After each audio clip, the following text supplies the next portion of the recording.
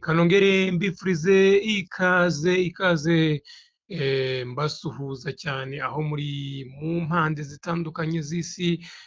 Nizere ko mumeze neza muri gushima Uwiteka. Turi ku munsi rero, uyu ni umunsi wa tariki 23 n'ukwezi kwa cumi ni 2024. Mbibutse ko ari ugukanda subscribe aho kuri Newsline Rwanda kabisa. Ubundi tukabana, njye ndi Emmanuel nk'ibisanzwe, ni y'amakuru y'abahanzi y'ibyamamare muri rusange. Ubu rero inkuru noneho mbazaniye ni Titi Brown wateguye filime nshya agiye guhuriramo na Nyambo bavugwa mu rukundo. Uyu rero Titi Brown yatangaje ko agiye gukina filime ariko ari kumwe na Nyambo bavugwa mu rukundo kabisa, nubwo bo bakunze kuvuga ko ari inshuti zisanzwe cyangwa se best friend. Ibi Titi Brown yabikomejeho nyuma yo gutaramira mu gitaramo i Rubavu MTN Iwacu Muzika Festival, aho yari yahawe akazi ko kubyinira abakunzi b'umuziki. Mu kiganiro yagiranye n'abanyamakuru batandukanye, ubwo yari abajijwe ku bijyanye n'imishinga afitanye na Nyambo, ati rero tugiye gutangira filime nanjye ndimo, ni Nyambo wayanditse, abantu bagende bakore subscribe kuri chaîne ya YouTube izajya icaho iyo filime, bayita Love Win. Muri Mata 2024 Titi Brown yanganye muri Mata 2024 Titi Brown yaganywe n'amarangamutima agaragaza urukundo afitiye Nyambo ubwo yamwifurizaga isabukuru y'amavuko.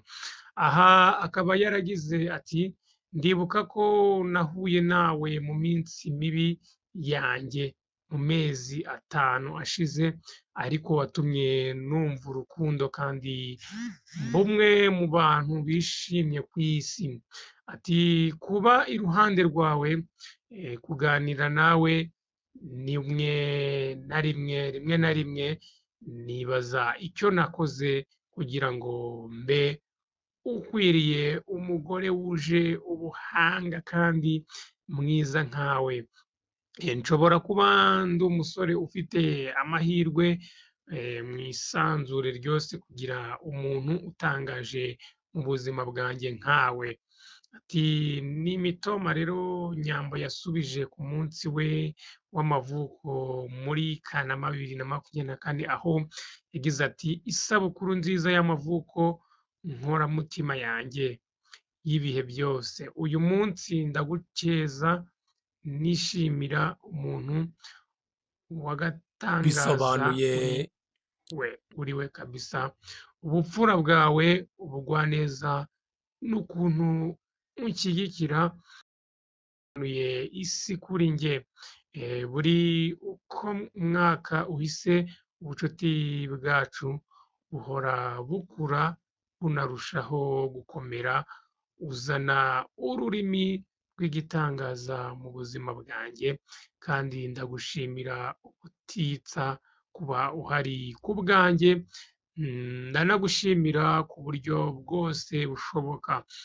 Uyu mukobwa yakomeje agira ati, ni wowe mutuzo umfasha gucururuka mu burakari, kandi buri gihe ujye wibuka ko ari wowe muntu nitaho kurusha abandi. Ni ukuri kandi ndi uri ari akazuba kamurikira iyo nasuherewe, kandi nizeye ko tuzahora turi inshuti zakadasohoka nk'uko bimeze ubu. Ba besto kabisa, ndabizi ko twahuye n'ibigeragezo n'ingorane, kandi ko buri wese yagiye ahaba ku bwa mugenzi we. Amagambo ntazigera abasha gusobanura ukuntu wanozanye ibyishimo mu buzima bwanjye. Mu nyandiko ndende Nyambo yandikiye Titi Brown yakomeje amwibutsa ko ari uw'ingenzi mu buzima bwe. Ati ntukeneye ko harinda kubaho umunsi udasanzwe kuri wowe kugira ngo nkunde nibuke ko uri umuntu w'ingenzi mu buzima bwanjye kandi rwose ntewe ishema no kuba ndi somambike wawe. Ntewe ishema n'urukundo ndetse n'ibitwenge bituranga mu buzima bwacu. Nterwa ishema n'ukuntu wiyubashye, ugira ikinyabupfura, uri umuhanga, uri uw'igikundiro kandi ubisakaza mu bantu bose.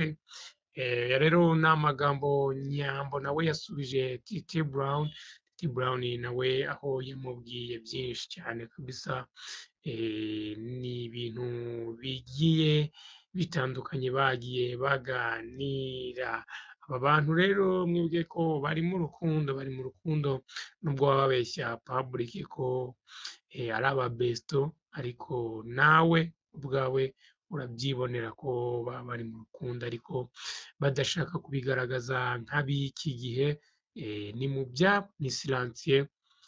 Urabizi ko abasitari ntago wavuga ngo urukundo nyine nk'uko abandi barugaragaza, bo barugaragaza ariko batabyemera kugira ngo ejo yaramuka hajemo agatotsi batazotwa na rubanda. Mu zindi nkuru mu bitazi Zu Al Pacino agiye guhera ku ndirimbo yahuriyemo na Tuff Gangs asohora albumu ye nshyashya agiye gusohora.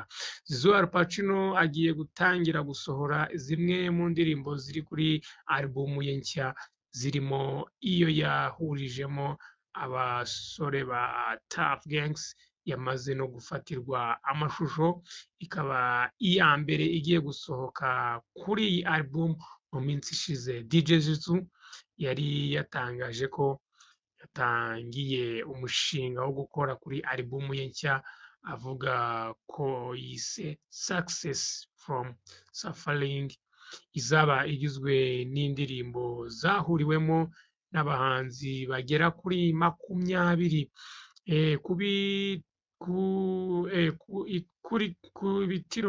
Ku kubitiro mu minsi ishize uyu musore yamaze gufata amashusho y'indirimbo ya mbere kuri iyi album agiye gushyira hanze, ikaba yarahurijwemo abahanzi barimo abagize itsinda rya Tuff Gangs na Jay-C.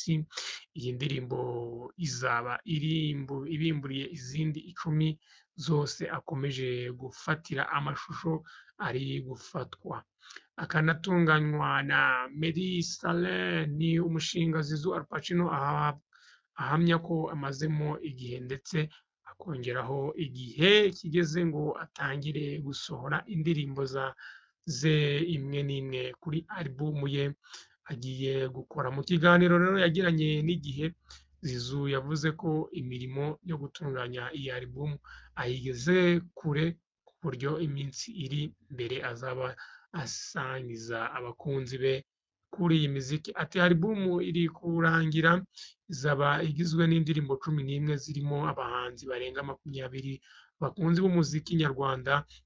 Bihangane ndi mu mirimo ya nyuma yo kuyikoraho mu minsi ya vuba, ndabaha nyinshi minsi vuba ndashyira hanze iya mbere.